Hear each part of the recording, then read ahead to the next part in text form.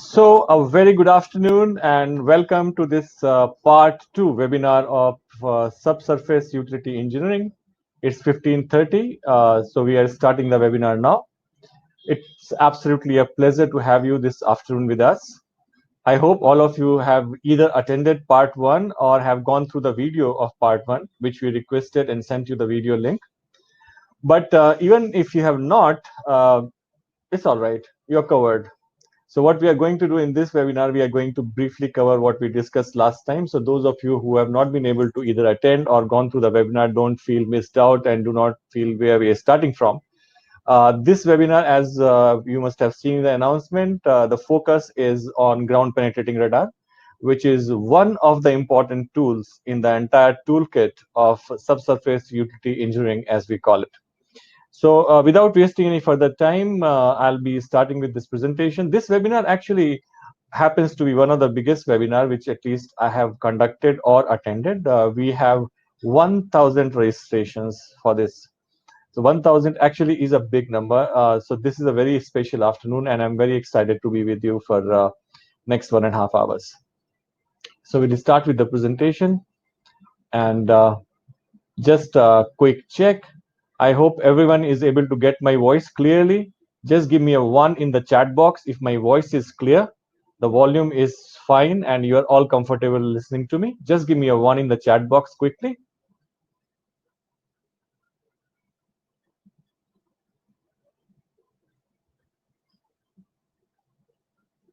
All right.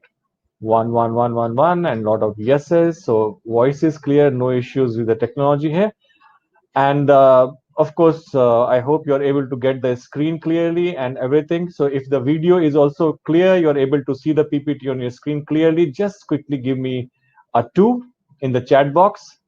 This is going to be our way of communicating because we are not sitting across each other. So I need to get your reactions from what you write in the chat box. So just give me a 2 quickly if you're able to get the screen clearly. All right. So lots of 2s and perfect. So we are all set. Okay.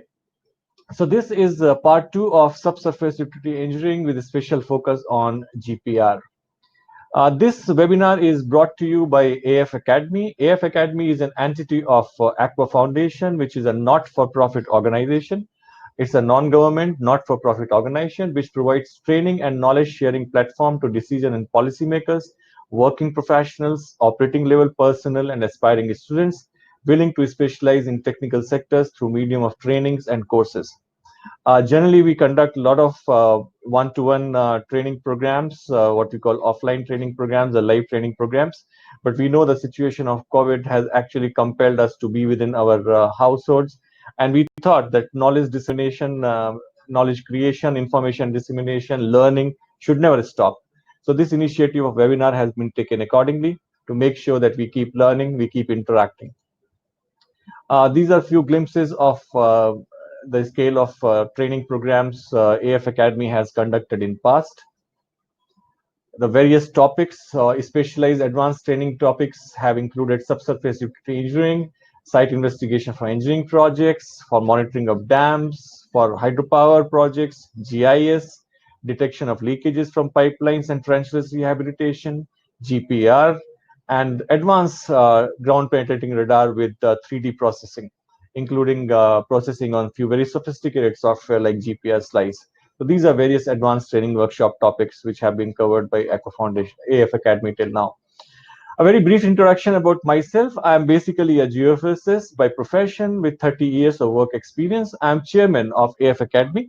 I also happen to be managing director of Parson. Parson is an engineering geophysics company. I'm passed out from University of Roorkee, which is now IIT Roorkee, in 1990. I'm working a member of various working committees for development of codes and practices, including IRC, conducting a lot of training programs around the world. Was lead geophysicist for Delhi Metro Underground Corridor, which was in 1996, which was the first commercial use of GPR in India. So this was the first project which was done in India to detect the underground utilities for the metro corridor, which was going from Central Secretariat to ISBT. So it was quite some time back. That's when we started working with GPR. So this was the time we pioneered the use of GPR in India. That was 1996, so around 24 years back. I have experience with working with most of the GPR models which are commercially available today. I also have the privilege of having conducted the first ever city level utility mapping project, because these days we talk of a lot of city level projects where the entire city utility mapping is being conducted. But the first one was done in way back in 1999. That was for the city of Tirupur. It's a city near Coimbatore, which is known also as the hosiery center of the country. Various papers and publications, including advanced technologies for preparation of utility maps of cities, initiated a concept of SUE, subsurface utility engineering, in India in 2001, which this webinar is about. Last time it was about the part one. This time also we'll just have a review, and then we will go to the important tool of GPR. I'm the principal author of Indian Code and Standard for Subsurface Utility Engineering, which has been developed by us, which is a code or a standard for conducting these kind of investigations. So a quick recap of part one. We will do the SUE part one, which we before that. Okay, as we go through this webinar, you will have a lot of questions which will be coming to your mind. I'll request you to please note down these questions, and towards the end of this webinar, we'll have a separate question answer session. So that's the time we'll take your questions. At this time, if you just put them in the chat, it will just get lost in so many chats. So please keep your questions towards the end. And when the Q&A session starts, that's the time, please ask your questions. So a quick recap of subsurface utility engineering. First of all, if we look at the underground infrastructure in any city, it's a jungle of utilities. So this is something, this is what it really looks like. You dig anywhere and you will see cables and pipes going practically in every direction. And it's absolutely like a jungle. And the problem is that footprint of any new construction, whether you're putting a new pipeline, you're putting a new cable, or you're making a flyover, and for that you have to do some pier, you have to put a pier on the ground. Whatever the new construction is coming up, the footprint of this new construction or repair or remediation often conflict with the existing infrastructure. That is a big problem which we face every day. Now, this hidden or buried infrastructure is often detected in the construction phase. When you start digging for your project, when you start working on your new project, as I said, it can be anything, putting a new pipeline, putting a pier, or whatever. And that's the time this hidden or buried infrastructure is detected.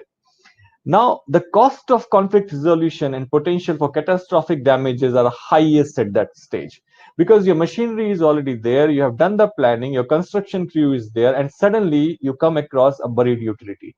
Now, you have to basically stop all your operation, plan for rerouting of this utility, or rerouting of or replanning of your work, whatever way it happens. But till that time, everything is idle and the new plan has to be developed. So the cost is very, very high. Second biggest problem is catastrophic damages. For example, if this pipeline is a gas pipeline, if this is a live electrical cable, if you hit that, of course, it can lead to fatalities, it can have accidents, and it has happened. Like, it's something not theoretical. We have had number of accidents, and people have lost their lives in these kind of accidents when accidentally you hit a existing utility. So the problem why we face this is that, first of all, there is no central repository for location of underground utilities. You do not have a single agency or a single location where you can just go and ask that, for this particular area, can you tell me what all utilities are there? There is no such central repository of location of underground utilities.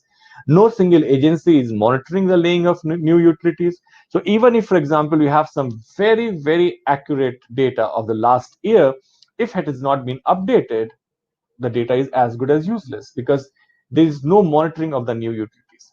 Non-availability of as-built drawing. As-built drawings are supposed to tell you where the utility actually has been put in the ground. But more often than not, as-built drawings are replica of as-designed drawings. Now, there are a lot of issues why it is like this. I'll not get into detail of it, but ABDs more often than not are not available.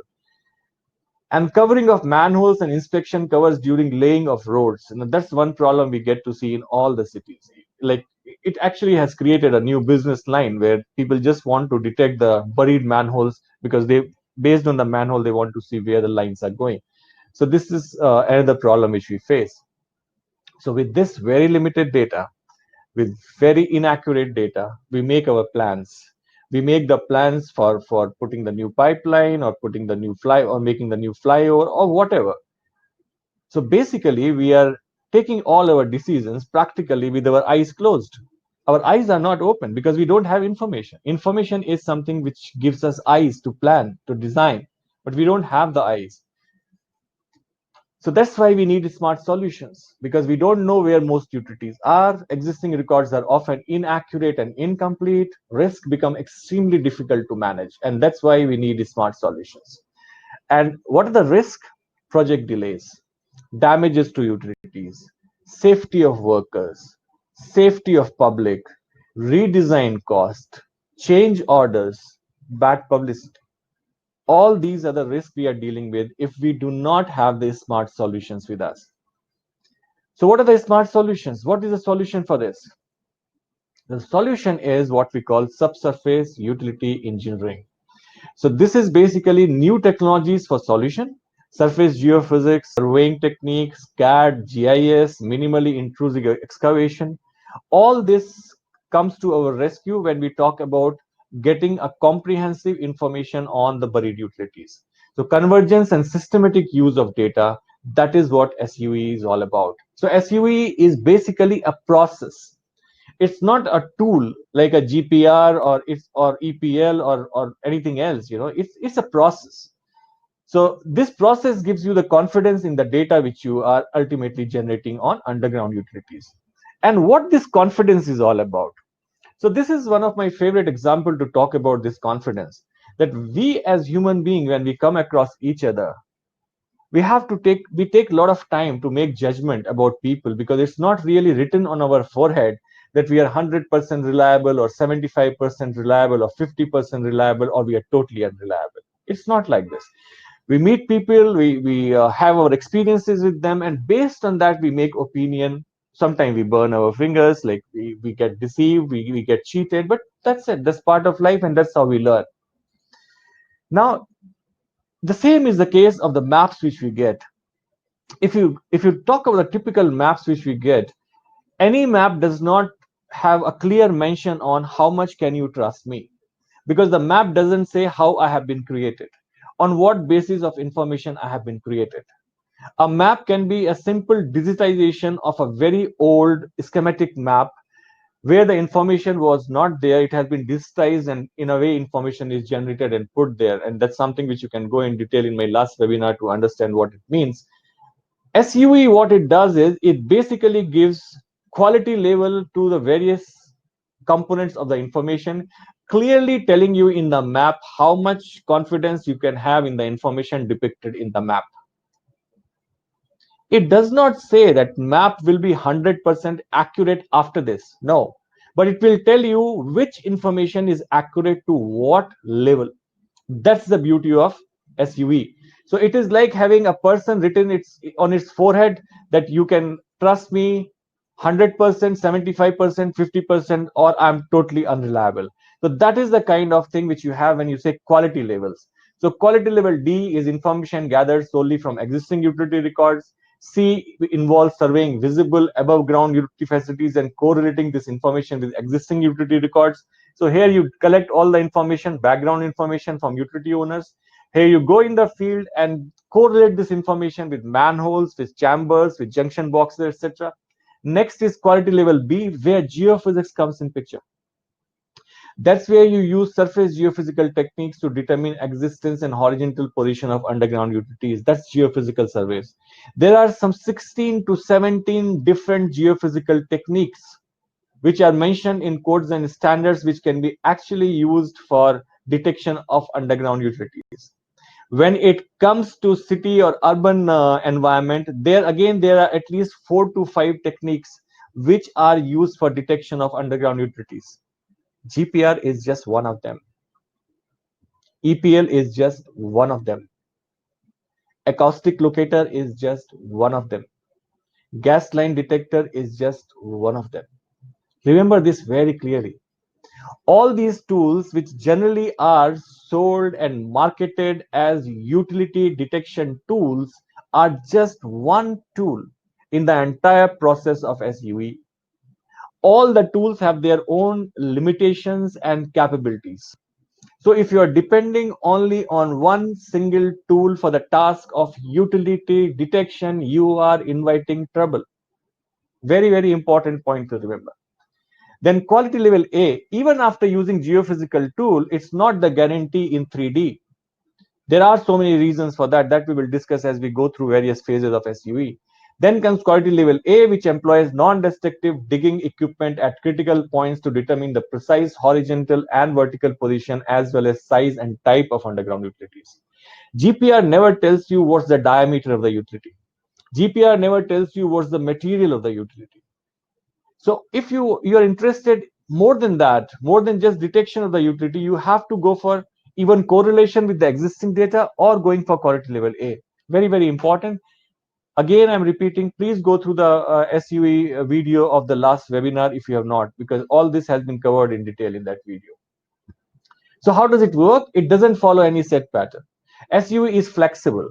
It is not following any set pattern. It is tailored to individual project, basically involving systematically identifying the quality of utility information needed to design a project and acquiring and managing that level of information.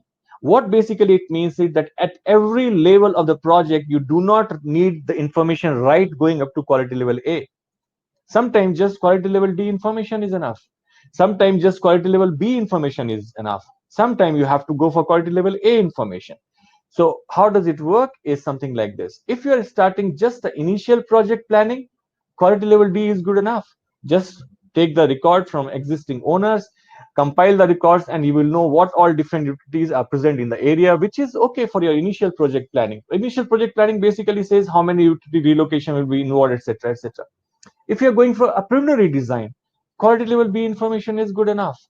But when you're going for final design, if you want information which is accurate to the level of millimeters and centimeters, if you want to find out what is the material of the pipeline, what's the diameter, what's the color, and things like this, you have to go for quality level A, which is basically test tools and related utility data.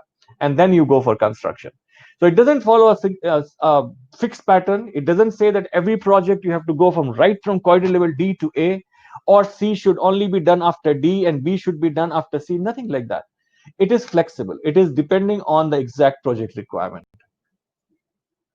Ultimately, the most important thing is the map which is generated using the process of SUE is a SUE map or SUM, subsurface utility map, only and only if all the utilities shown in the map have a quality level associated with it. For example, you can very clearly see it is saying water line quality level B and D depth is 1.5 meter, diameter is whatever diameter it gives. It has to have this information with every utility. This is what I am saying. It is writing on the forehead. The map is writing on the forehead how much is the reliability level. If something is giving as quality level A, it means 100% reliable guarantee in 3D. If it is given as quality level B, it means the horizontal location is very, very accurate. Vertical location might be off by 7 to 10%. Quality level C, it has been just detected based on surface appearances. Confidence level is low. Quality level D, as we say, hearsay, just available from the records, no other authenticity of that information. So this is how, if you get a map and if these quality levels are not marked on the map, it is not an SUE map. And that is what is happening, that all the maps very soon should be in this format. It's a proven solution. It has been used in many countries for decades now, and they have reported return on investment of 1 to 14. That is, every 1 rupee spent has returned 14 rupees in saving. India has started a campaign to certify SUE engineers, which is with the Engineering Council of India and INDSTT. AF Academy is a training partner there.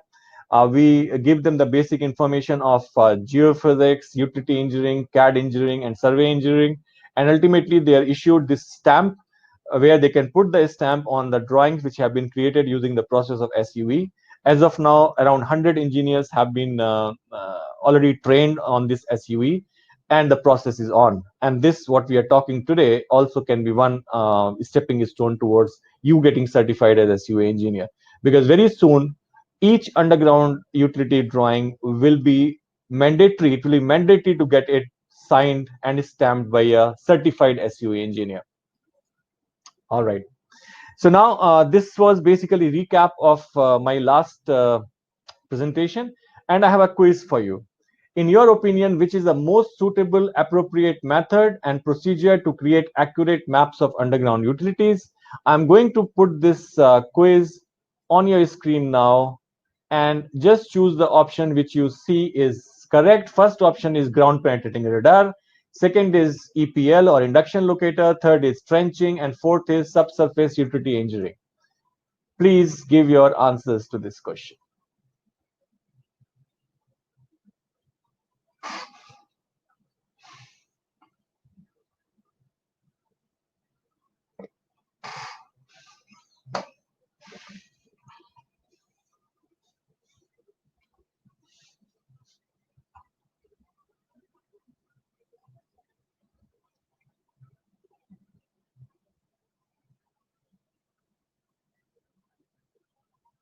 Very interesting trends coming there. I'm just going to wait for another 10 seconds.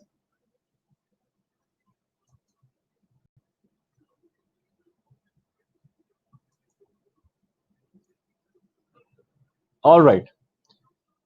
So around 20% are saying ground penetrating radar, 0% are saying EPL or induction location, 2% are saying trenching, and 72% are saying subsurface utility engineering. Thank you very much for your response. I will be considering myself successful in this entire concept of webinars when this answer, which is at 70% now, comes to 100%. That's the entire objective. Stop thinking in terms of individual tools. As I said, GPR is only one tool in the entire process of subsurface utility engineering. The question was, in your opinion, which is the most suitable, appropriate method oblique procedure to create accurate maps of underground utilities? The right answer is subsurface utility engineering. GPR is just one tool in the entire process. So please go back and look at last time, the last webinar which has been conducted, and this point will become more clear to you. So around 20-22% people really need to revise the last webinar again. So gist of part one was that SUE is no longer a novelty. It's now recognized as a viable and necessary component for the practice of civil engineering to be used anywhere excavation is proposed.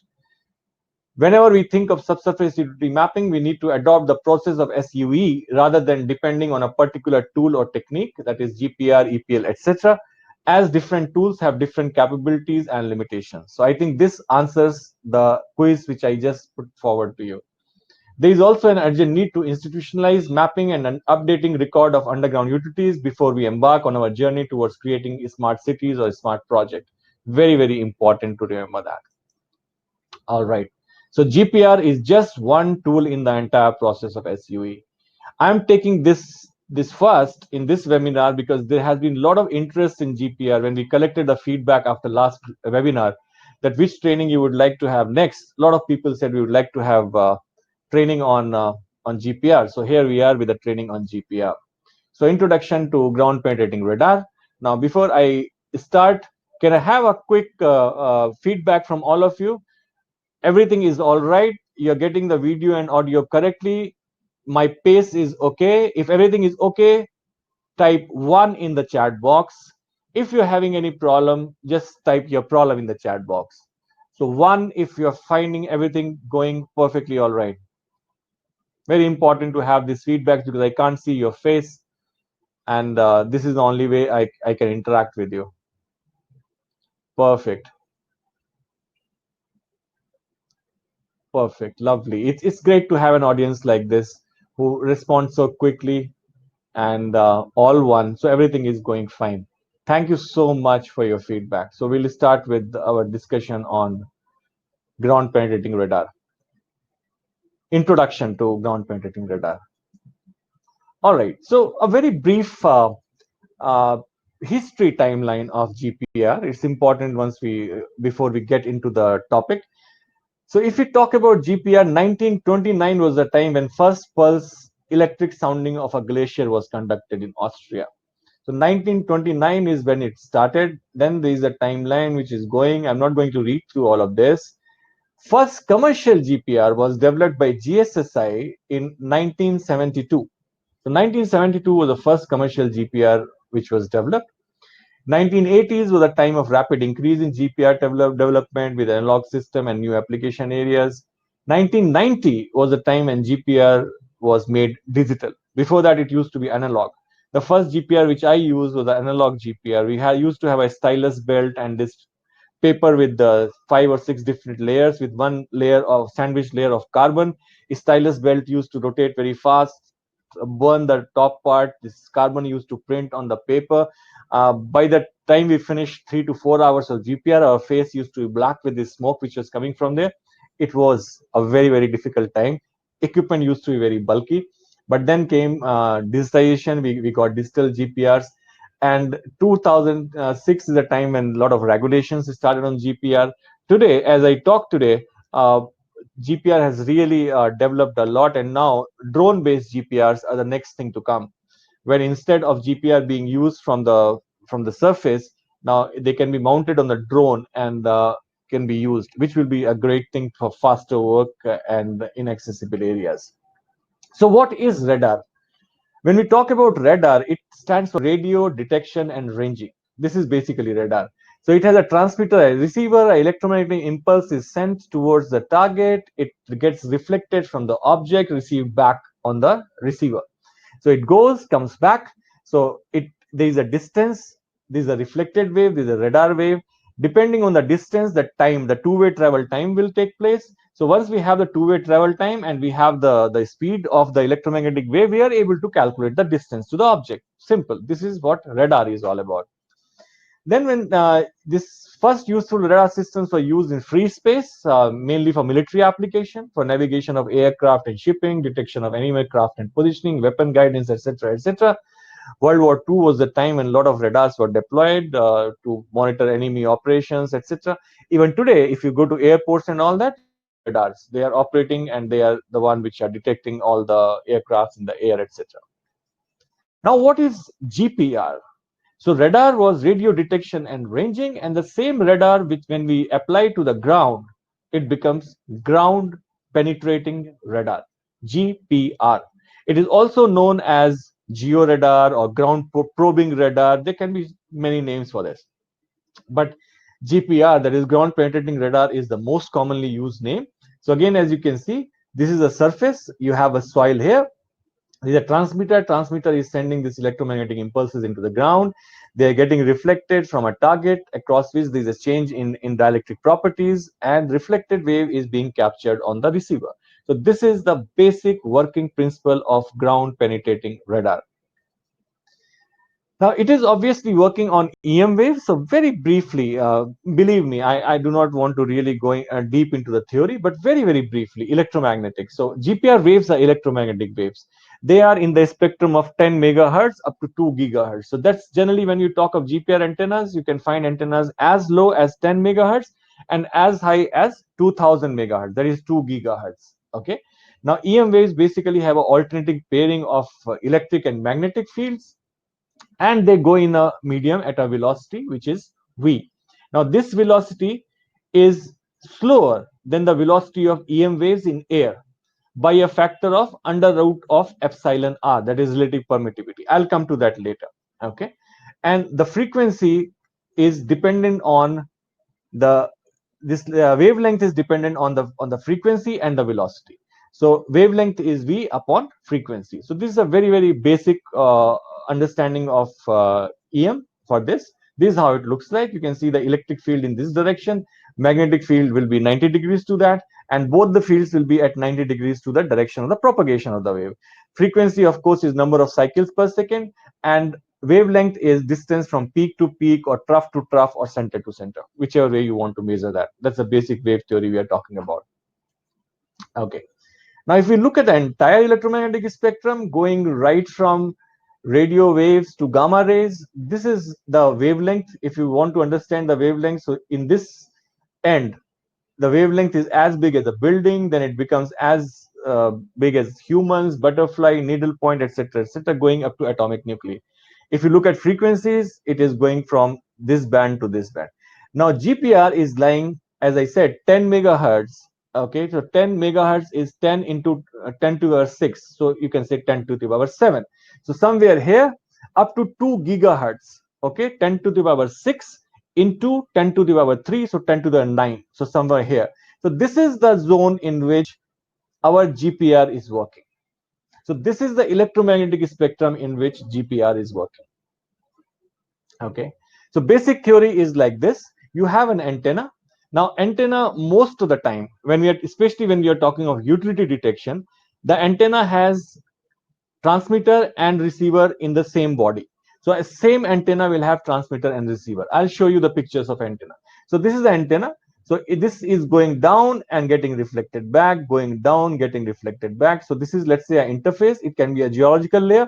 It is getting reflected back. So as the antenna is moved along the ground, this reflection is taking place. From where it is getting reflected? Wherever there is a contrast in the dielectric properties, that's where the reflection will take place. So it is not only pipes and cables which will reflect the GPR energy, even the layers, the geological layers will reflect the energy. So this is how it happens. And when it comes across a buried object, this is a hyperbola which develops. I'll tell you in detail how this hyperbola development is taking place, but that's how the result of the GPR will look like once it is taken from one end to the other. And this happens at the walking speed. So GPR is conducted at the walking speed and the continuous data is recorded. Okay. Now, why this hyperbola gets generated? To understand that, we need to understand that the energy which is going inside the ground from a GPR antenna is going in the shape of a cone of energy. It's not like a laser beam that it will go straight from one point to the other. No, it will go as a cone of the energy. That is, it is starting from here and it is going down. As it goes down, it spreads inside like this. Most of the antennas are designed that forward and backward this angle is 45 degrees. Okay, so 45 degrees forward, 45 degrees backward is the angle of this cone of energy, and 30 degrees sideways. That's how this cone of energy is going from top to bottom. So this is what we call an antenna footprint. Now as you can see, it's ellipse. It's not a circle, it's ellipse, because it's 45 degrees forward and backward and 30 degrees sideways. And this is basically how the energy is going inside the ground. So what happens is that when you have a spherical or a cylindrical object like this, and your transmitter is here, and this EM impulse goes and hits this object, it reflects back the energy. So one is a direct pulse which comes from transmitter to receiver. There are actually two. One comes through the air and other comes through the ground. So one is called the air wave, other is called the ground wave. So these two are the first one to come here. So this is what we call direct pulse, because they're very close to each other. So they almost look like one. So this is what we call direct pulse. And then this one is the reflected pulse. So direct pulse and the reflected pulse. Now what happens is that if the object is a cylindrical object or a spherical object, let's say a pipe or a cable or a round boulder, so all the sides of this object become the reflector. So when the antenna is, let's say, at a distance from the object, this 45-degree ray will hit and will be received back by the antenna. So here is where the reflection will come. As it comes closer, the time will keep reducing. Right on the top, the two-way travel time will be the minimum. As it goes away, again the time will keep increasing, and that's how this kind of shape will be formed.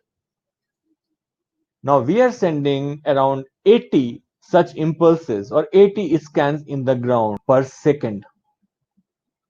That is the speed of transmission.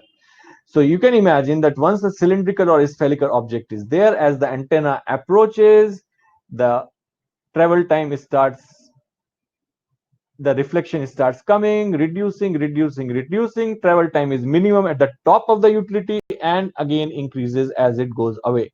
And this is what we call formation of a hyperbola. So hyperbola is a typical signature which is associated with underground pipes, cables, and be careful, boulders, spherical objects, right? So just by looking at a hyperbola, you can't say it's a pipe or a cable. It can be even a round boulder. So I'll be coming to that particular part in this webinar itself. How do you differentiate between the two? Okay. So this is a small animation which shows that. Oh, I'm sorry. This animation doesn't work. Doesn't matter. So this is, for example, a spherical utility here, and the antenna was coming from this point to this point. So you can see this is the geological layer. So this is a reflection coming from geological layer. When it comes at this point, this reflection takes place 45 degrees. So our hyperbola starts building from here. Right on the top, the travel time is minimum. As again it goes away from the utility, our travel time keeps increasing, and this is the shape which is a hyperbola shape. You can see here the reflection from this geological interface is faded because some energy has reflected from top of the pipe, so it has not penetrated down, and that's why this reflection is faded. So this is basically the basic principle of GPR. These are the actual field examples, how the pipes look like. So you can see the pipes here. This is on the road. So these are various layers of the road, and this is the underground pipe. So this is how it looks like in real life. Okay. Now, what you get here, if you go back, what you get here is travel time, because this is a two-way travel time which you're recording on this axis. This is distance and this is travel time. How do you know the depth? So to determine the depth, you have to convert this travel time into depth. For that, you need velocity. So you need the velocity in the medium to convert it into depth. So as I said, velocity is c, that is velocity of light, divided by under root of epsilon r. Epsilon r is relative dielectric permittivity. So under root of relative dielectric permittivity. The speed of light is 3 into 10 to the 8 meter per second. So if you have a medium of, let's say, 9 relative permittivity, your speed of EM wave will become 3 into 10 to the power 8 divided by under root of 9, that is 1 into 10 to the power 8 meter per second. So it will be 3 times slower than the electromagnetic wave in the air. Compared to that, in the medium of 9, it will be 3 times slower. So that's how you know the velocity, based on which you can find out the depth. So this is called velocity to depth conversion. Okay. Now what you see, what you record, as I said, is a trace like this. This is what you record. But if you have ever seen a GPR record, or even if you saw the GPR record which I had shown you earlier, it looks like this. Here you don't see this what we call a wiggle trace or that kind of trace. How that happens? So that's basically the process of converting a wiggle trace to a scan. So this is a wiggle trace. Now once you have a positive amplitude, let's give it white. Negative amplitude, let's give it black. And depending on how positive and how negative, let's put them in a shade of gray. So that's how, if you convert this amplitude into shades of gray, you get what you call a scan. So this is the process, because to make it look easy for you, a GPR record should look like the geology, reproduction of the geology of the subsurface. So make it easy, it is reproduced like this. Okay. So once you, and number of these scans, as I said, every second you are putting almost 80 scans into the ground every second. So once you put number of these scans together, you get a 2D cross section. So like this. So this was a wiggle trace converted to a scan, number of scans put together, and you have a complete 2D radargram. This is what you see on the screen. Before you see this, this is what is happening behind the scenes. And that's how you are able to get such clear picture of layers and underground utilities, etc., etc. Okay. You can also have it in color. So what I have shown you till now is black and white, but same digitization process. If you start putting color depending on the amplitude, so for example, here the amplitude is this much, so you put a cyan color here. Here the amplitude is this much, so you put a red color here. So if you choose a color scale and put the color according to that, the same thing will become a colored radagram. So there is no big science into it. It's just the process of putting the colors to different scans. Now, what are the reflection targets? From where all the reflection will take place? Very important to understand. So as I said, reflection will take place from any interface across which there is a change in the dielectric property. That's the most important thing to remember. So dielectric constant, what we talk about, or relative permittivity, what we talk about, that should be different between the host and the target, and then only the reflection will take place. So it will happen in all man-made objects, such as utilities, cables, and pipes. So one very frequently asked question is answered right here. For GPR, it doesn't matter whether it is a metallic pipe or a non-metallic pipe. It will detect both. To be detected by GPR, it is not important for the object to be metallic. So it is one of the biggest advantage or one of the biggest strength of this method, that it detects both metallic and non-metallic objects. So this is something to remember. Underground storage tanks, road construction, material layers. A lot of GPR is done for finding out what are the different layers in the road or airport layers, etc. Natural geological conditions such as changes in soil composition, supporting layers, ice, groundwater table, bedrock, boulders, voids, and more. I will briefly cover the various application areas of GPR towards the end of this session. Honestly, GPR is a topic which it can take some 3 to 6 months to actually learn GPR. Even if I conduct a workshop on GPR, generally it is going for 5 to 6 days of workshop. So because it has so many applications, and there's so many things to understand about it. Okay. So now I'll come to my quiz number 2, which is a very, very interesting quiz, because a lot of people have their own experience about penetration depth of GPR. This quiz is, what's the maximum depth of investigation achieved by GPR in any part of the world? So I'm talking about any part of the world. Okay. So I'll just put this quiz for you. Okay. Right. So, in your opinion, what's the maximum depth of investigation achieved by GPR in any part of the world? Options are less than 10 meters, less than 50 meters, less than 100 meters, and more than 1000 meters. And I'm very excited to see the results of this poll, because a lot of people have a lot of concept about GPR, especially about depth of penetration. That's one of the most frequently asked question. What is the penetration depth of GPR? So let's understand what's your opinion. What is the maximum penetration depth of GPR achieved? Not theoretical, achieved somewhere in the world.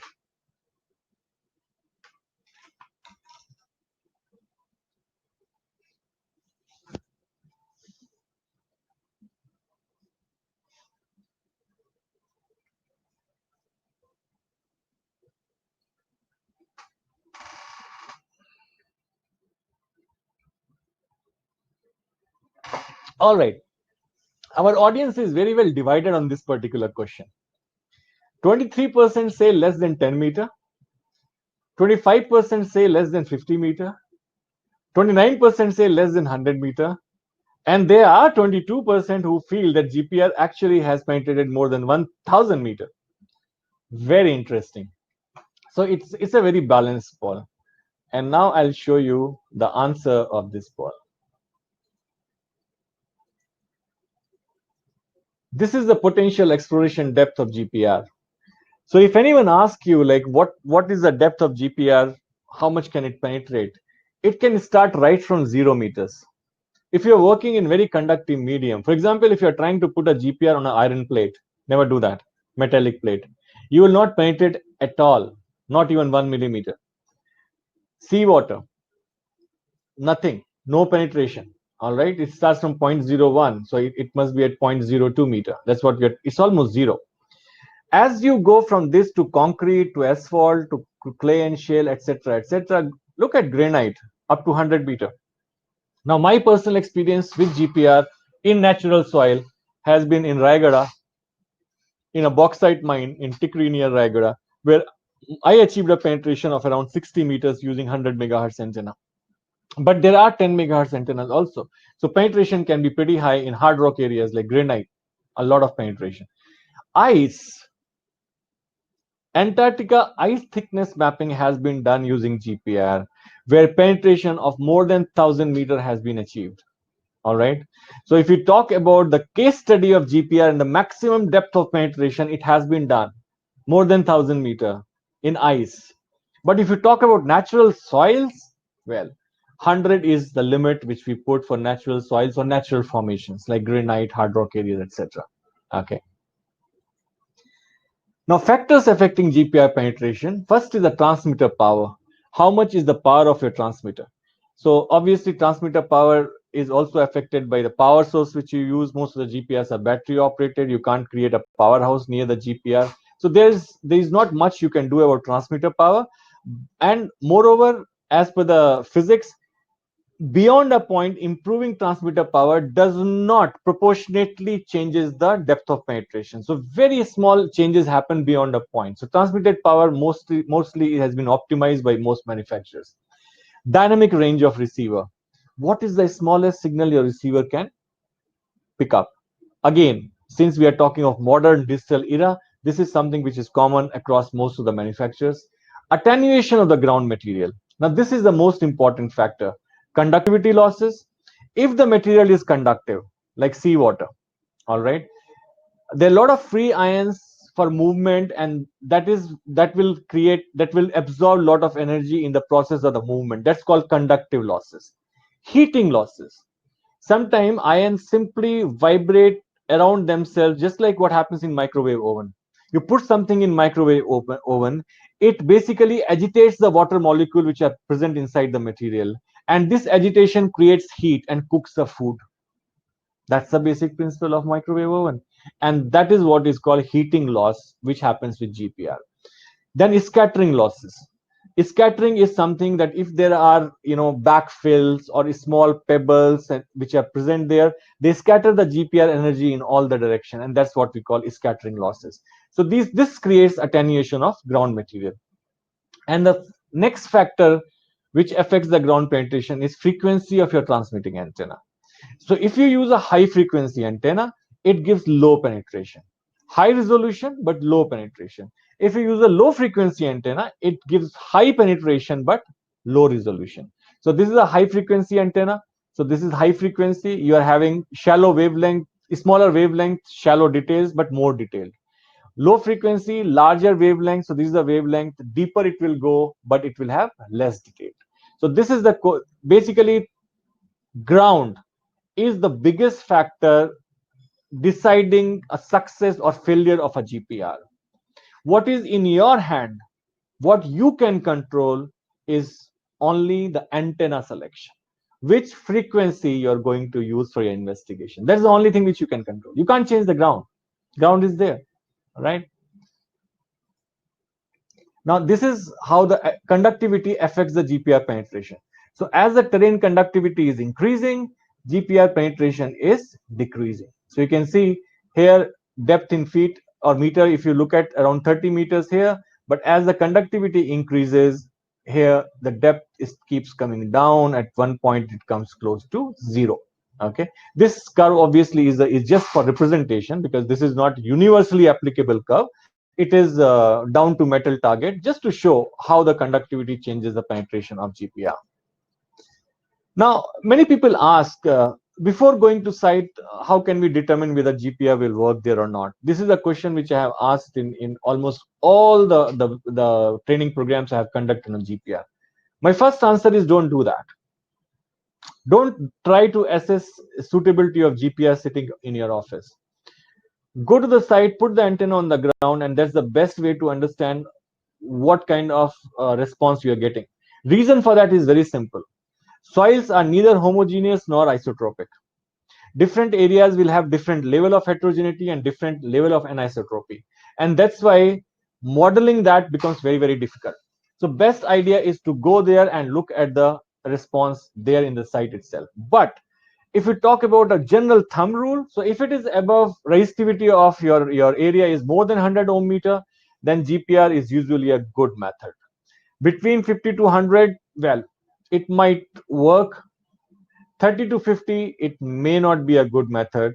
And below 30 ohm meter, definitely you are going to have problems with our penetration because of high conductivity.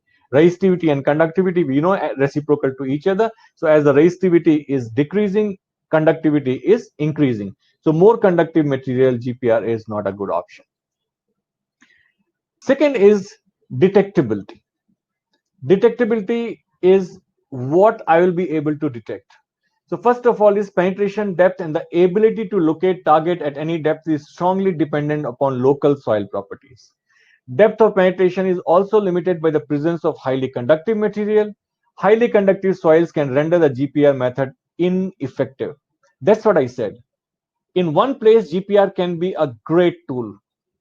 At a different location, GPR can be a total failure. And that is why do not depend on a single tool, depend on a process of SUE.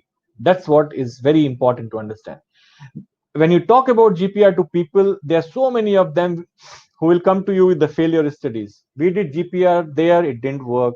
We did GPR there, it didn't. Obviously, you will hear more of failure studies than success stories, because soil in many areas will not be conducive for the use of GPR. Second important point is there must be a sufficient electrical contrast between the target and the host material to see a reflection. Wherever the reflection is coming from, there should be a good contrast between that. I'll come to this particular point later in this presentation. Now, how big the object we are able to detect is the another point which we talk about. If the object is around 1/10 or 1/4 the size of the wavelength, the central frequency, that's what we say is detectable. So for example, 500 megahertz antenna will detect anything which is bigger than 30 mm. All right, so if you calculate the wavelength, etc., that's the relationship it comes. So different frequency of antennas will have different minimum target size detectable by them. I'll be showing it to you in a table later. Second important thumb rule is that a target with a diameter of 1 inch should not be buried more than 1 foot in the ground. A target, a diameter of 1 inch should not be more than 1 foot in the ground. This is called inch foot thumb rule. You can also talk about of percentage, 10%. So basically what it means is that 1 inch cable can be detected confidently up to 1 foot of depth of burial. If it goes to 2 foot, detecting it is difficult with GPR. So this is the kind of target size versus depth relationship. Small targets are detectable in shallow depth. As you are going deeper and deeper, targets should be bigger and bigger. So if, for example, this target is at this depth, you will not be able to detect it. So a GPR target with a diameter of approximately 10% of target depth is what is detectable as the rule of thumb. So if someone says that I have a cable 2 inches at a depth of 6 meter, can you detect it? No, not at all. A 2 inches can be detected up to 2 feet based on this rule of thumb. So even if you are very good soil condition, everything is very good, fine, 2.5, 3, because rule of thumb. Rule of thumb is not something which is accurate by the last millimeter. But 2 inches at 6 meter depth, impossible. Don't even try that. All right. So target size versus depth is very important to remember.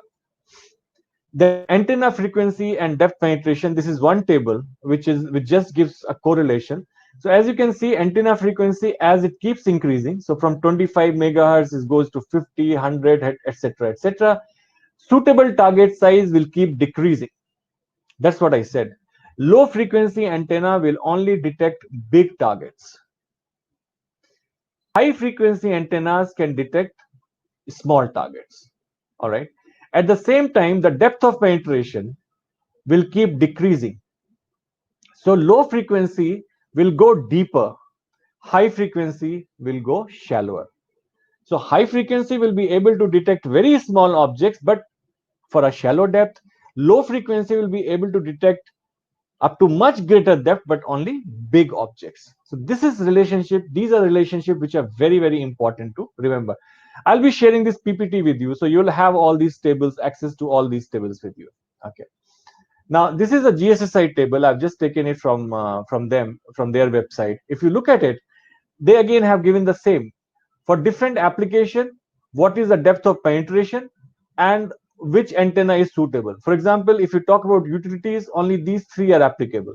So if you are going from 0 to 9 meters here, 200 megahertz and 100 megahertz, 0 to 5.5 meters, 270 and 200, 0 to 4 meter, 400 and 270. And all this is based on assumption, certain assumption of the attenuation of the soil. This is not universally applicable. This is for a particular suitable soil type. This is very important to understand. These tables do not say that this relationship is universally applicable in all kind of soil. No, they are by assuming particular attenuation, particular soil type.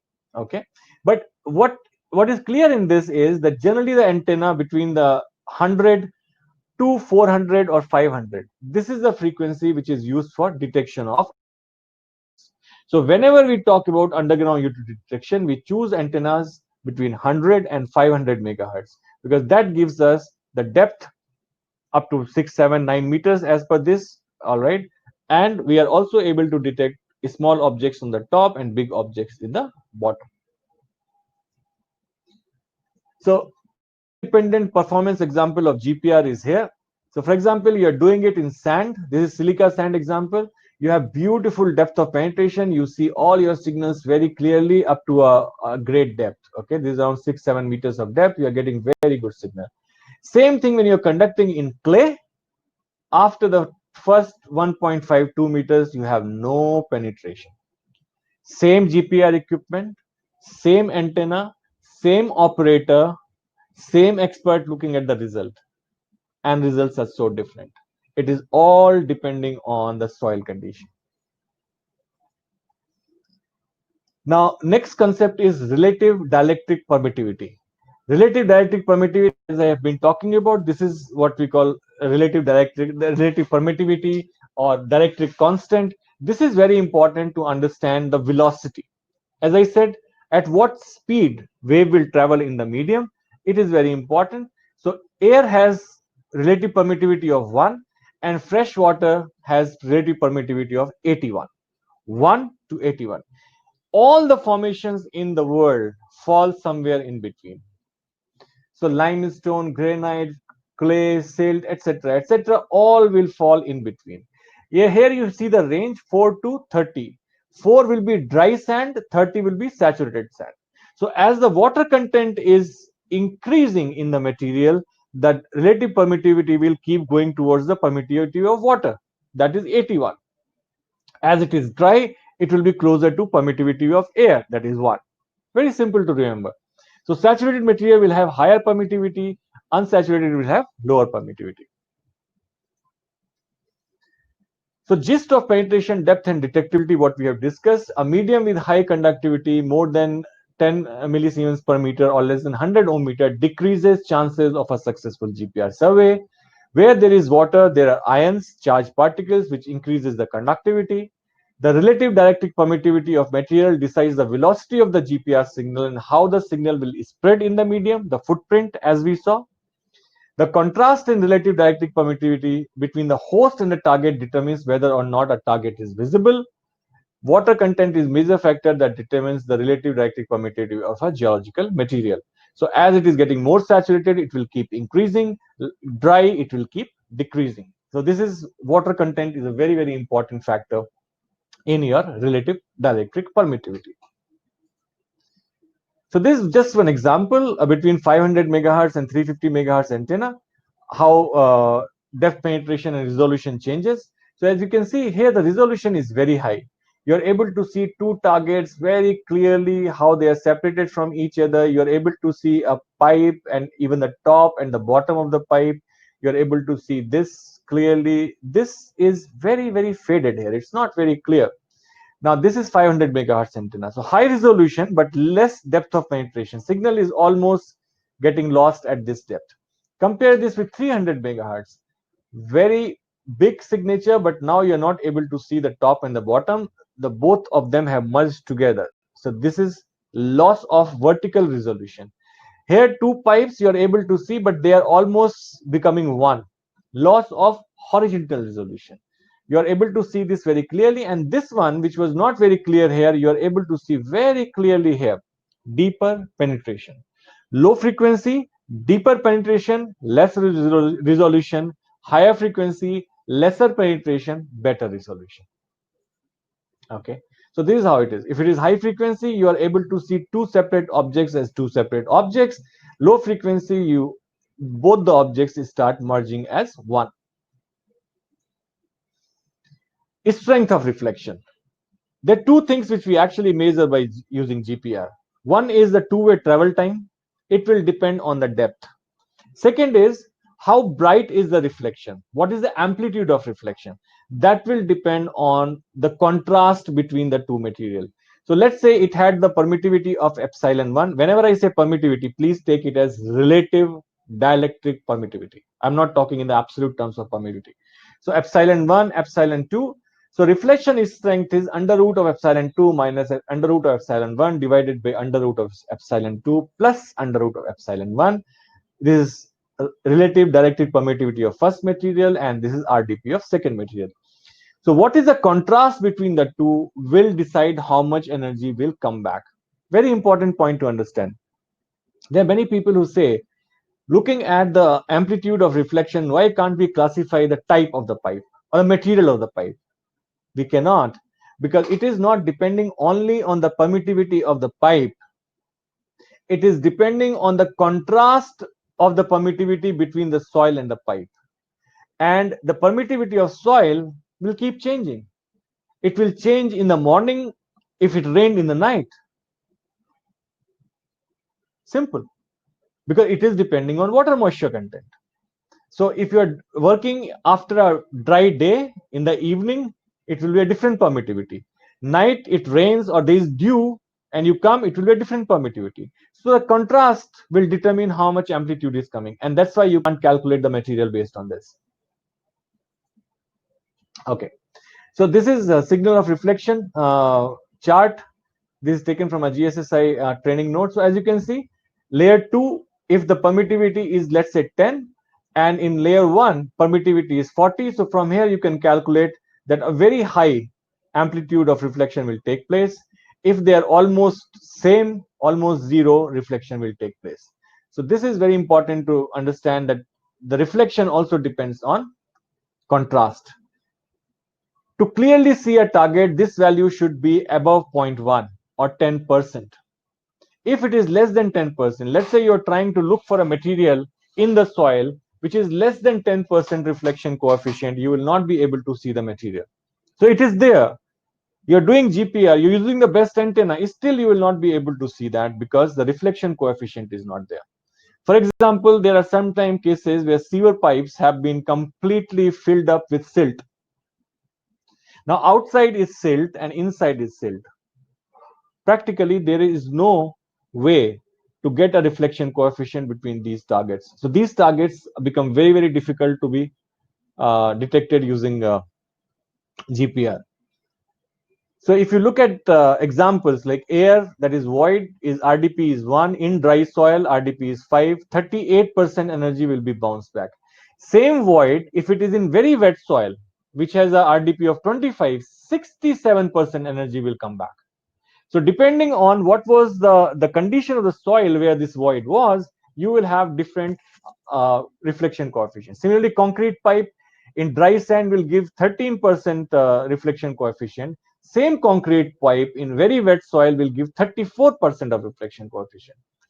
PE pipe in water, 58%. So like this, you can calculate reflection coefficient for practically any scenario. Metal pipe is considered to having RDP which is infinite. All right. So it almost gives 100% reflection.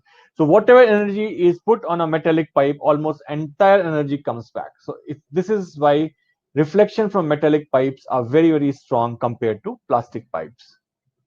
Now equipment, when we talk about, that's how it looks like. You have a transmitter. This impulse is going from here, getting reflected. One is a direct impulse like this.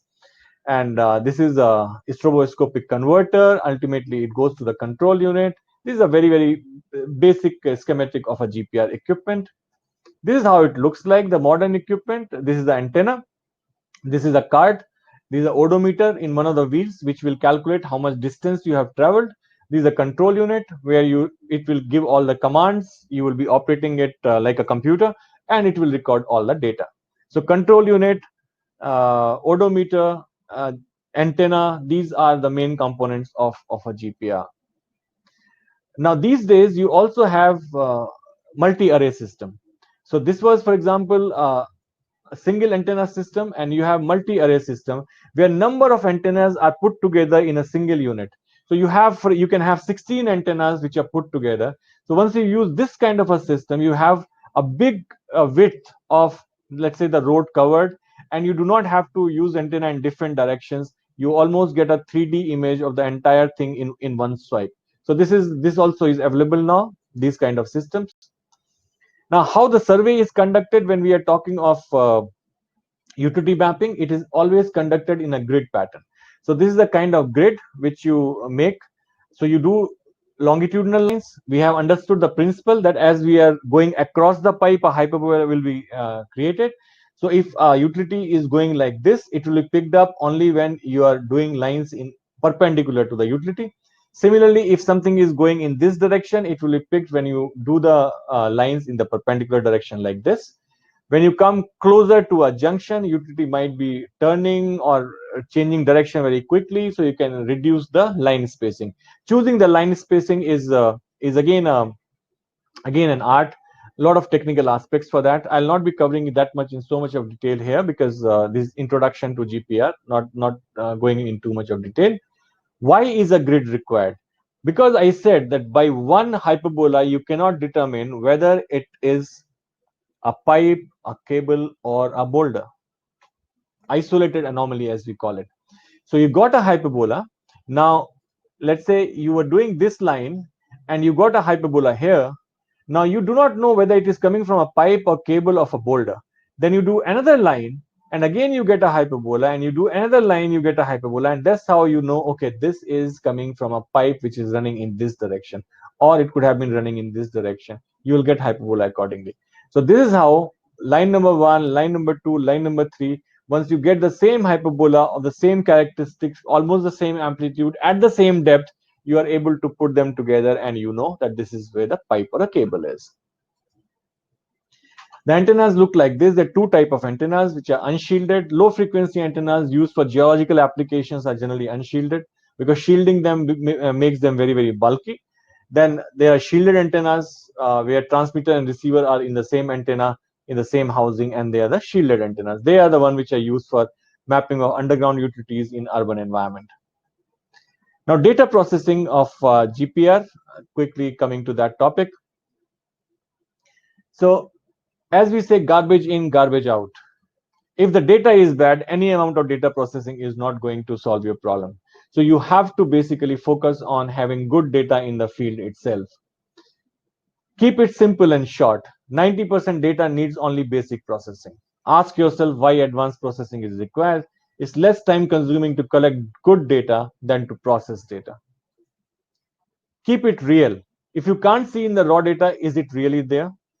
Raise the temptation to over process. Sometimes we try to over process the data. In the process we create artifacts. That's not the right way of doing it. What is important is interpretation of the data, not the beauty. We don't need to make our diagrams look beautiful. We need to make them interpretable. Understand what you are doing. Sometimes we are given some software, we just start doing 1 2 3 4. That's not the right way of doing it. Every process which you are doing, you should know the theory behind it, why I am doing this process. So data processes should enhance interpretation, not control it. So be systematic and consistent. Make a processing flowchart, same parameters from the same data set. Do not treat different data sets from the same area in different way. So it should be one flowchart for using it. There are different processes which are involved in data processing. Few are done at site: automated editing, simple filtering, devow, data display and gains, and then post collection. There are a number of steps here, as you can see, which are listed here: editing, rubber banding, devow, time zero correction, filtering, deconvolution, velocity analysis, elevation correction, migration, depth conversion, display gains, image analysis, attribute analysis, modeling analysis. Various interpretation processes which are there, which are available to us to get the best value from the GPR data which we have collected. So first focus has been to collect good data and then understand the processing to get finally images like this. So this is a 3D image of a reinforcement bar. So these are the ray bars. These are again two elements here, and you're able to see them very clearly in depth. You can see at what depth it is, okay, and what is the direction, how they are going. So up to this level, interpretation is possible from GPR data. So these are, let's say, the hyperbola, and this is a 3D interpretation of the location of the utilities. So you are able to do the interpretation in 3D to see the data clearly. This is again 3D interpretation of the objects. This is from GPR Slice software, how the objects are in the underground. So basically, you can make the entire Earth like a cube, a transparent cube, and find out objects at different locations. This is a very beautiful example from archaeology. You can see these are depth slices. So you're basically cutting the ground at different depth, and you can see very beautifully how this feature has been detected using GPR and processing in 3D. So that's basically the process of the processing is to make the data interpretable and get the features from the subsurface. Now, applications, and we talk about civil and structural engineering, utilities, roadways, bridge deck, environmental, geotechnical, military, archaeology, GPR application are expanding practically every day. So this is utility detection, for example, sewer line, water pipe, cable. This is again utility detection using multi-array antenna. This is rebar detection, reinforcement bar in the concrete. It is they use a lot for concrete inspection, finding different layers in the road for the road survey, sedimentological studies and stratigraphic mapping. Low frequency antenna is used for this.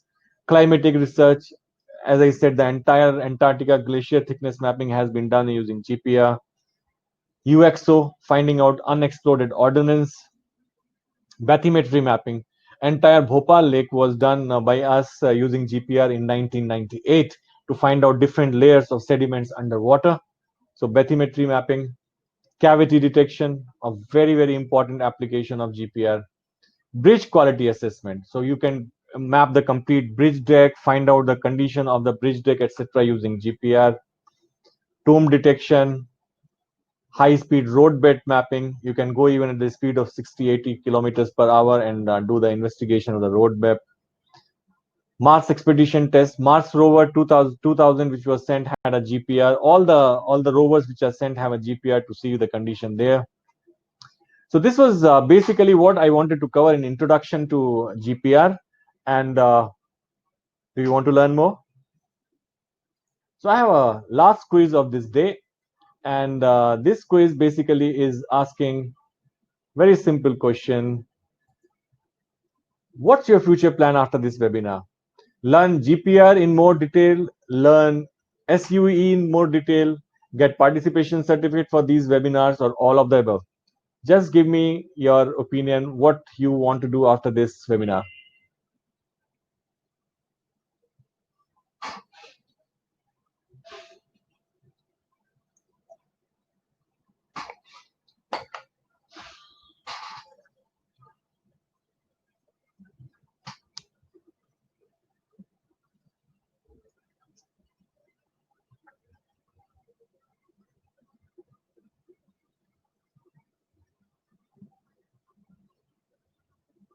All right, 10 more seconds to go for you to choose your option.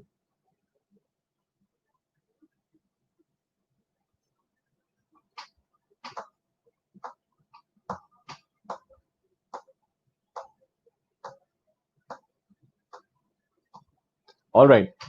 So we have 8% saying they want to learn GPR more in detail, 20% want to learn SUE more in detail, 2% want get participation certificate for these webinars, and 67% want to do all of the above. So that's very encouraging. We have our audience really wants to learn more of what we want to do.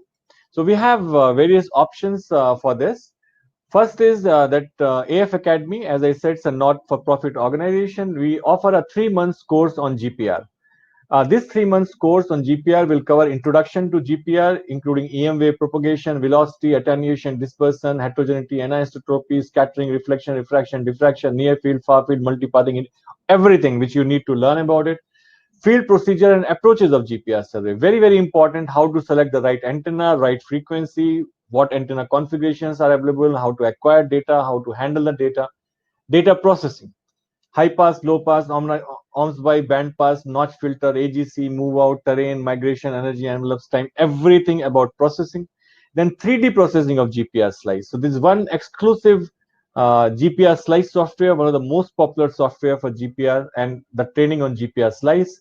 And then specific case studies for utility detection, concrete inspection, archaeology, pavement inspection, groundwater and geology, cavity detection, and more based on the feedback. The people who want to learn more will take the feedback, which is their application area where they want to learn more. And the approach will be that I'll be conducting live webinar every 15 days to deliver the course.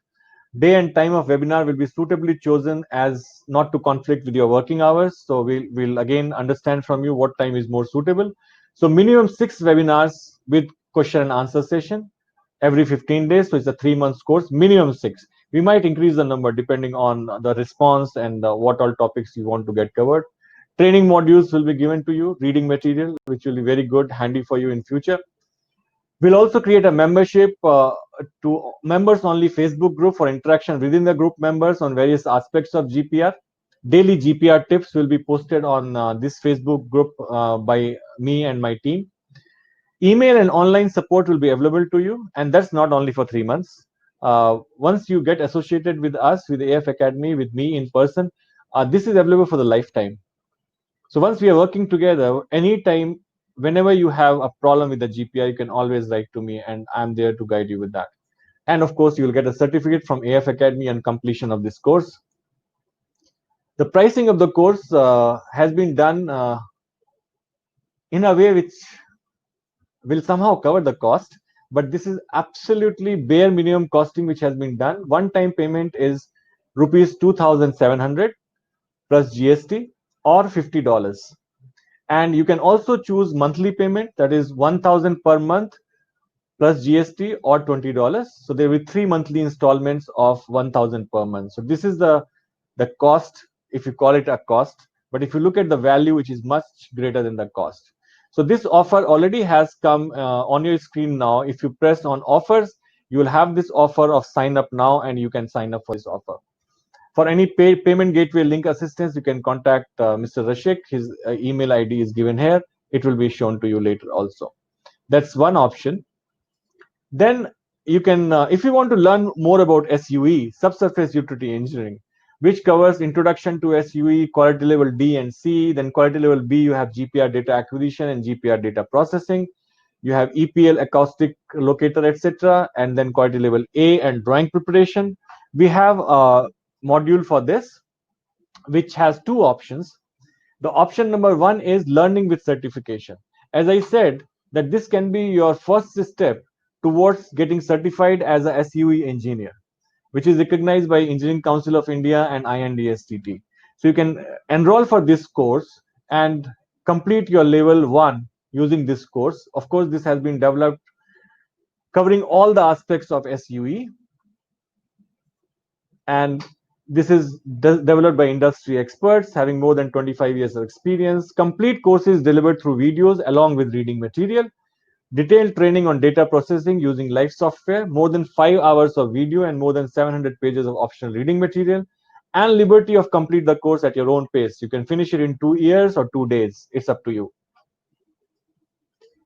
So this is your first step towards certification as SUE engineer with your uniquely numbered stamp to sign and certify the utility drawings and listing on INDSTT website as SUE engineer.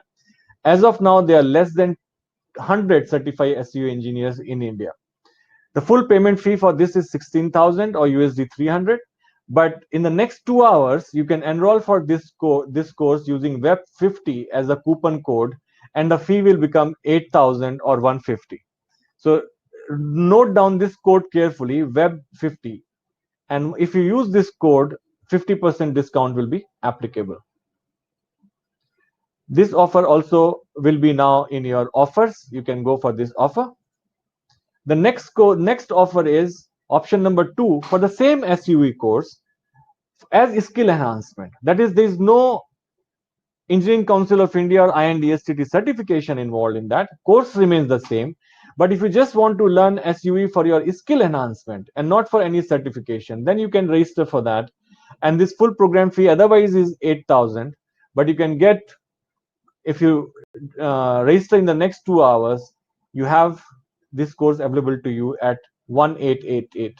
That is 1888. It's 1600 plus GST basically, or USD 30. So this is your option if you just want to do skill enhancement in SUE. Then their option for webinar participation certificate. If you want webinar 1 certificate, it's available for INR 300. 2 is available for 300. And if you want certificate for both the webinars, webinar 1 and 2, it is available for INR 500. So this also will be available to you in your option window. So these are various options which I had shown you, that you can go for learning more about GPR. You can learn more about SUE with or without certification, or you can go for webinar participation certificate as shown here. Contact details for everything are like this. For any payment gateway linked assistance, course enrollment, you can contact Mr. Rashik at the email ID which is shown on your screen. For any requirement of SUE, ground penetrating radar, or any other geophysical service, because as I said, I am also managing director of Parson. We are a geophysical company. So if you are interested in getting a SUE survey done somewhere, or GPR, or any other geophysical survey, you can contact our CEO, Commander Ashutosh Kaushik. His email ID is here. For any technical clarification, anything which you want to understand, you can directly write to me, and this is my email ID on your screen. And now it's time for questions, question and answer. Now, as there are very huge number of participants in this particular group, I'll try to take as many questions as I'm able to read in the chat box. But let me tell you something. I thought of something even much better. That is, please write to me and send me your questions on the email ID which I have shown here. This is my email ID. Please send me your questions, or type it in the chat box now also. Even if it is replied or not replied right now, don't worry about it. After this webinar, I want to take all these questions, develop a good Q&A, and send it to all the participants. So you do not just get the reply to your question, but you also get the reply to questions of what others have asked. Similarly, this particular presentation will be available to you once you finish a feedback form which will be sent to you shortly. Once you finish the feedback form, you will get a link to download this presentation, and the question and answer also will be shared with you. But for now, I'll take whatever questions I can take in which comes in the chat box. Okay. So Ms. Mandeep Singh is asking, how can we get the data underwater as you shown in Bhopal Lake? Okay. Look, when we are talking of GPR, as I said, water is not a problem. If the water is fresh, for example, the lake water or the river water, it can have a good penetration in the water, no problem, because conductivity is not very, very high. So you can have it. So in Bhopal Lake, for example, the deepest water near the Kamla Lake, it was around 12 meters. We have done number of studies for finding out the concrete condition in a desilting basin, and there we have done up to 12 to 14 meters of water column. So fresh water, no problem. Sea water, you cannot work. Okay. Next question is from Parag Shinde. How to identify cavity or loose pockets, voids in the ground? As I said, you can identify anything in the subsurface which is having a contrast from the surrounding soil. It will give reflection. So if it is air-filled soil, the permittivity of air-filled cavity, permittivity is 1. And let's say the soil is 9. So you have 1 to 9 contrast. If it is filled with water, it is 81 and soil is 9. Again 1 to 9 contrast. So you have a lot of contrast in cavities, and you can very easily detect it using GPR. Okay. Okay. Which technology you recommend for GPR? Is it SFCW, CW, Ultra UVW, SAR? Okay. This technology comparison, Shubha, I would like to send it to you offline So what you can do is you can just send me a mail on this. I'll send you a because that's much more detailed than what we can actually cover here. Then we have Prateek Shukla. Is there any seismic processing course? Oh, not right now. Not right now. As of now, we are basically continuing this for subsurface utility engineering. But as AF Academy, we plan to launch number of courses shortly. Surbhi Gupta, how can GPR use in shallow aquifer identification? Okay, well, in hard rock areas, GPR can be used very successfully to detect fractures, even differentiate between saturated fractures and unsaturated fractures. In otherwise, in alluvium areas, generally it is used for finding out the water table if it is shallow and the formation is not so conductive that it completely absorbs the GPR energy. Okay, so that's how it is used. But it is generally not used for, you can say, groundwater exploration per se. There are other techniques for that. If you want to learn more about it, please write to me. I'll send you more documents on that. Okay. Detecting the unpaved tunnels, is it possible using GPR? If so, any publication in particular? Uh, Detecting the tunnels, you mean obviously underground tunnels when you're talking about, right? Yes, it is possible. If they are within the detection range of GPR, again, coming to the same thing, if the soil conditions are permitting, you are able to find tunnels because tunnels are either filled with air or filled with water, and they are easily detectable by GPR if they are within the detection range of GPR. There are few case studies of that. Please write to me. I'll be able to send it to you. PS Prasad, please show the GPR image of cavity void in the subsurface. Please show the GPR image of cavity. I will be able to show it to you in the Q&A which I'll prepare. Kindly send this to me by mail. What I'll do is in the Q&A which I'm preparing, for example, Abhilash talked about a tunnel example. Someone before that talked about the water example. You're talking about the cavity example. In this Q&A, I think it will become like a beautiful book. I will put all these examples and send it across to you. Is GPR applicable for groundwater exploration? I just answered this question that in hard rock areas, you can find fractures, saturated and unsaturated, differentiate between that, but otherwise they are much better geophysical method for groundwater exploration. We need GPR uses from Atasi Das. We use GPR for determination of various bituminous layers varying in thickness from 50 and all the 4 layers. Yeah, it can be done. Finding out different layers, very much possible using GPR. High frequency GPR is used very regularly for study of pavement and identification of various layers. Classification of these layers has to done with sub calibration. At least you have to do the coding at one particular point to see what these different layers are, because from GPR what you get are different interfaces, not the property of the interfaces, but very much possible around the world, very common. And I'll cover this also in the FAQ with some example. Okay. Can we determine groundwater table depth? Yes, you can, Dr. Rao. You can find out groundwater table depth, again, provided it is within the detection range of GPR. For example, in certain area, you have groundwater at table at a depth of, let's say, 40 meters. You have a clay layer in between. You can't detect it because your GPR will not penetrate up to that depth. If it is shallow groundwater table, you can definitely detect it. Which is good multi-frequency antenna or single frequency antenna for getting good resolution? Chandrasekhar, which is good multi-frequency? Well, I don't know what exactly it means. Which is good multi-frequency antenna or single frequency and for getting good. Multi-frequency antenna is, you can have dual frequency antenna or you can have multi-frequency antenna. You have single frequency antenna. Idea is that resolution is always good when your frequency is high, but penetration suffers in that particular case. So it's a combination of antenna which you have to choose.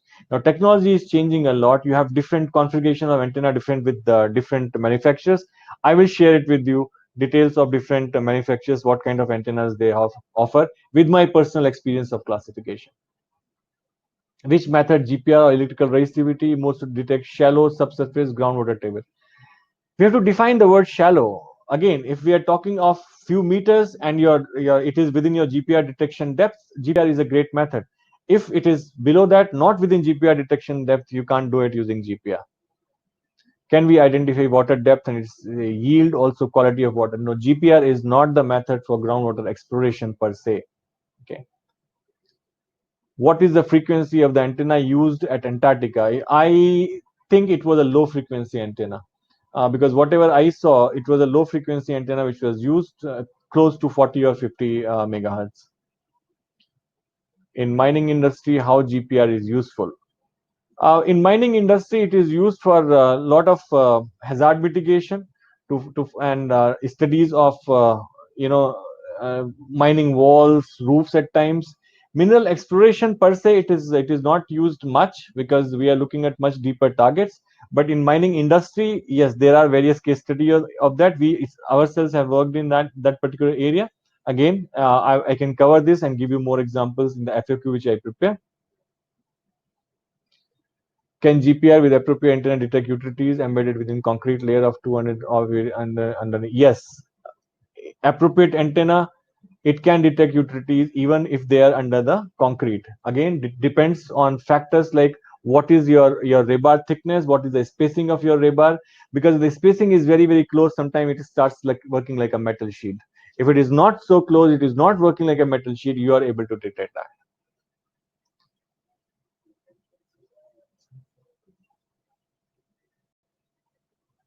If saturation is high enough to get high contrast for detection of any target, but due to high conductivity present signal get lost, what is the practical scale of? I mean, if the signal get lost, you won't detect anything beyond that, and it is very clear to see on the GPR record when the signal is getting lost.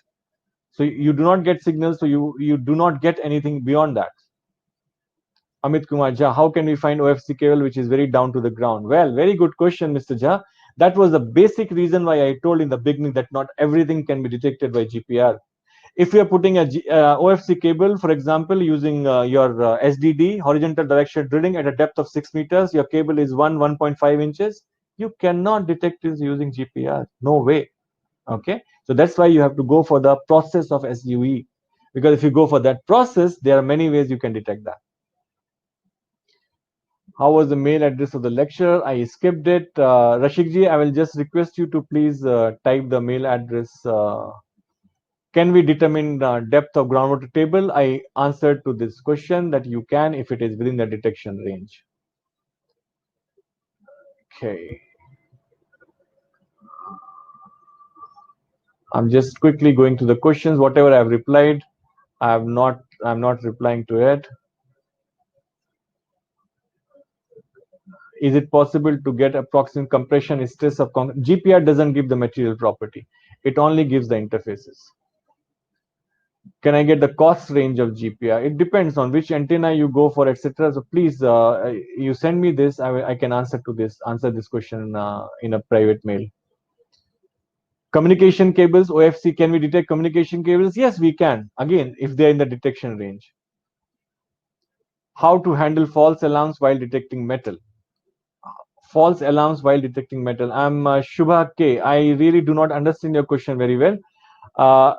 As I said, you're using GPR for a particular application. For example, it is not a metal detector, right? So it will not give any false alarm like metal detector. It will give you a subsurface image, and then you have to interpret that subsurface image. False alarms come from metal detectors. GPR will only, for example, if there is a lot of clutter, it will show you the clutter, and you will be very sure that this area is full of clutter. Will GPR or SUE able to detect live and dead cables underneath? Senthil Kumaran. See, GPR or SUE, first of all, please do not club them together. It's a request. SUE is the process for detection and mapping of underground utilities. GPR is just one tool in the entire process of SUE. Okay. GPR will detect live or dead cables underneath if they are within the detection range of GPR. But there are other much better ways of detecting live and dead cables and differentiating between a live and a dead cable, which comes under the process of SUE. So please use that. Do not use GPR if you want to do that. Okay. Then how can we find OFC cable which is very down to the ground? I answered this question. You can't if it is beyond the detection range. All right. So, oh, we have already crossed the time. I have other questions. What sort? Anyway, so what we'll do is, as I requested, and it's a promise, I am going to put all these questions which have come from you as a FAQ and share it with you shortly. Okay.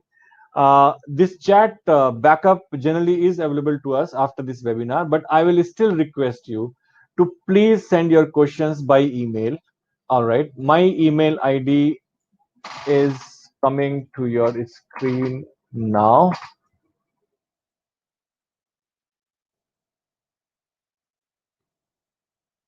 Okay. So this is my email ID. All right. Please send your questions, whatever questions you have related to this webinar, and I'll be putting all the questions together and making a FAQ, which will be beneficial for all of us. That's number one. Number two, please whitelist the email IDs from where you are receiving these emails, because few people have asked what's the next webinar topic. So we will be communicating that to you shortly by email. So please whitelist these email IDs so that you don't miss our emails and they don't land in your uh, spam.